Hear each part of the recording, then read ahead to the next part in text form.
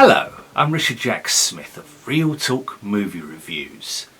Although there's nothing inherently bad or faulty about Harry Gregson-Williams' The Last Duel, I can't shake the feeling that I've heard this done better, much better. Consider the track Returning Home. Then think of the game scores by Austin Wintory, such as Tooth and Tail and the Banner Saga trilogy, or more recently, The Green Knight by Daniel Hart, which took chances in content and style which Gregson-Williams barely even considers. Don't get me wrong, the musicians play well, it sounds convincing enough, and yet it all seems familiar. Although it's solemn, it's not done in a preachy way. There are ideas which might seem overwrought at first but come across with balance, and the vocals are, as I say, a highlight in this soundtrack. I didn't enjoy it particularly. There's definitely a darkness to this which will prove off-putting for most, I would think. The relationship between Gregson-Williams and director Ridley Scott is quite interesting. He's worked on a number of his films, including Kingdom of Heaven and The Martian. Both of those scores were highly praised by fans and soundtrack listeners. To be honest with you, although I've seen The Martian several times, the music has never stood out for me.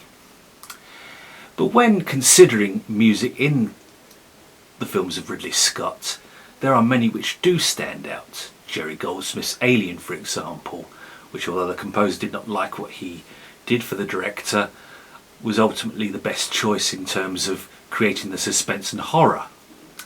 Blade Runner had the transcendent Vangelis score, which has been a favourite of mine since childhood.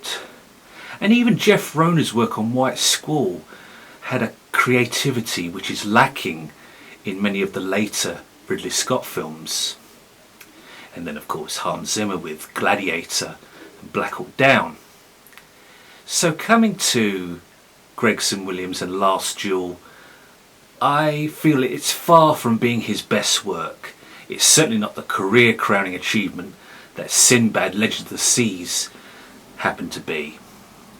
And, again, there are highlights, there are things to like about this. It's far from deep or transcendent. It, as I say, could be overbearing, but it holds back in a lot of instances, which is quite admirable.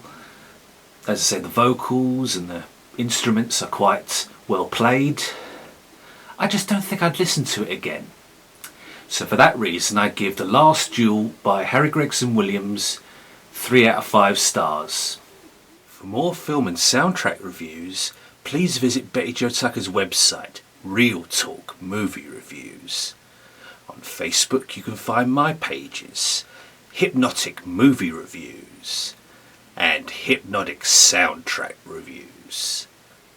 I am Richard Jack Smith, thank you for watching and I'll see you next time.